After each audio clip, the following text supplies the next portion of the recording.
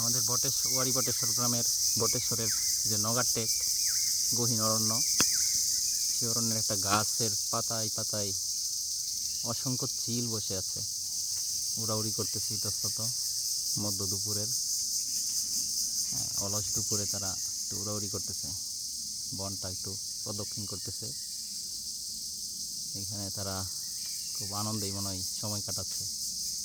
তাদেরকেও খুব বেশি ডিস্টার্ব করে না, কারণ আশেপাশে বাড়িঘর নাই।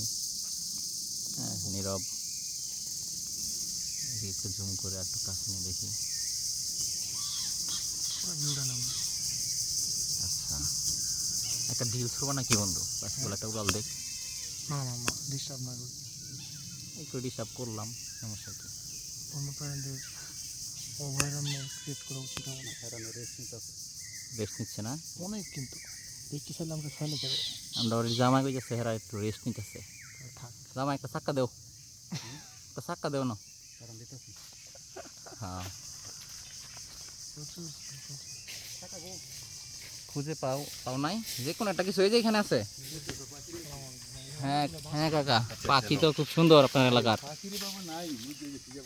আগে অনেক পাখি ছিল না? আচ্ছা, এটা হচ্ছে আবার এই যে এই পাশে অসম রাজার গড়। এই অসম রাজার গড় ২৫০০ বছর আগে যে সভ্যতা ছিল ওয়ারি বটেশ্বর, সেই সভ্যতাকে প্রোটেকশন দেওয়ার জন্য এখানে একটা গড় আছে।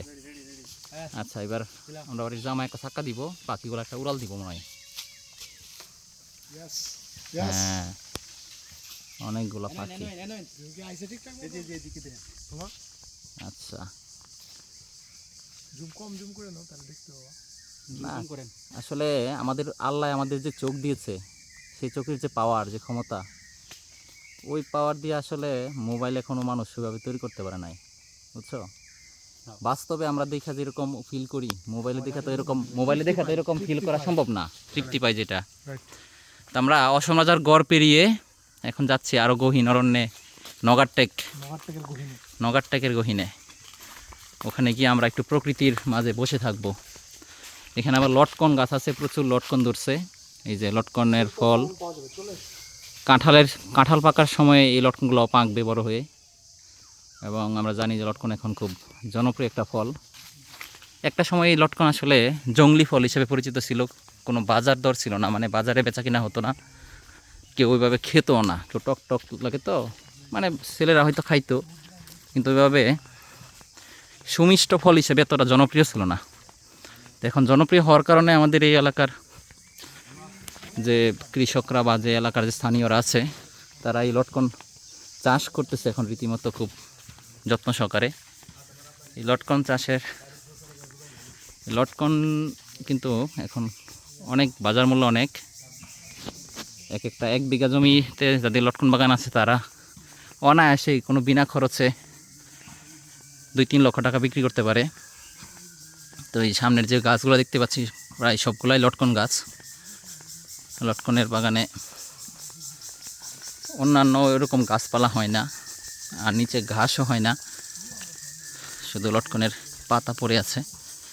এখানে এই বনের ভিতরে একটা বাড়ি আছে এই পাশে, আর ওই দিকে দূরে আরও একটা বাড়ি আছে।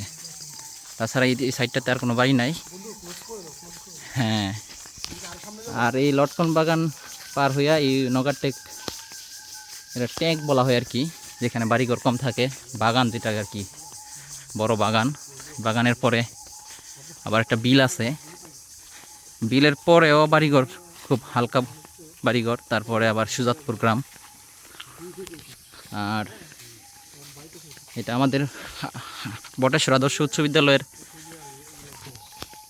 যারা পড়াশোনা করতো সুজাতপুর থেকে এসে, তারা এই রাস্তা দিয়ে স্কুলে আসা যাওয়া করে প্রতিদিন। আমার সামনে যে বাম পাশের যে বন্ধুটা আমির হোসেন, সেও এই রাস্তা দিয়ে প্রতিদিন স্কুল আসা যাওয়া করতো আমাদের স্কুলে। আমার বাড়িতে আসা যাওয়ার রাস্তাটা ছিল অবশ্য অন্য ভিন্ন রাস্তা, ওইটাও সুন্দর। আর এটা একটা পুরা মানে গভীর জঙ্গলের মতো একটা আর কি জঙ্গল। সেই জঙ্গলের মাঝখান দিয়ে অল্প কিছু স্টুডেন্ট এদিক দিয়ে আসা যাওয়া করে সুজাতপুর থেকে বটেশ্বর। এখন মনে হয় আরও স্টুডেন্টের সংখ্যা বাড়ছে। এই যে একটা লটকন বাগান, লটকন বাগানে অন্য কোনো গাছ এরকম নাই। লটকন একটা এখন খুবই ব্যবসা সফল একটা ফসল।